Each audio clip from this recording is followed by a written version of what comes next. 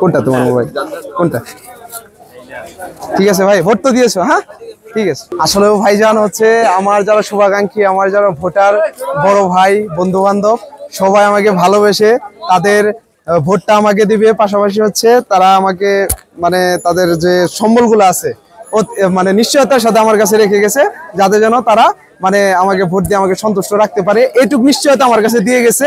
এই দিক থেকে আমি সন্তুষ্ট। আমার কাছে এতগুলা মোবাইল, তার মানে আমার এতগুলা ভোটার। ঠিক আছে, অবশ্যই একটু পর আসতেছে ভোটগুলা আমার কাছে, মোবাইলগুলা দিয়ে যাচ্ছে, আবার মোবাইলগুলা নিয়ে যাচ্ছে। তার মানে আমার ভোটারগুলো আমারে বিশ্বাস করেই আমাকে ভোটগুলা দিচ্ছে, মোবাইলগুলা সম্বল হিসেবে রাখছে। ঠিক আছে, পর্যন্ত আমার কাছে মোটামুটি অনেকগুলো মোবাইল আসছিল। আমার বন্ধু বান্ধব আমার পাশে আছে, তাদের কাছেও রাখতেছি। আমি দেখেন আমার হাতে মোটামুটি ওভার হয়ে গেছে। ঠিক আছে,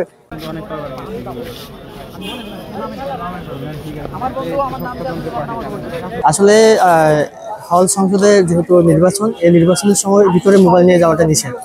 তো হয়তো অনেকে জানেন না, যার ফলে হচ্ছে কি ওনারা মানে মোবাইল নিয়ে আসছে, মোবাইল রাখার কোনো জায়গা নেই।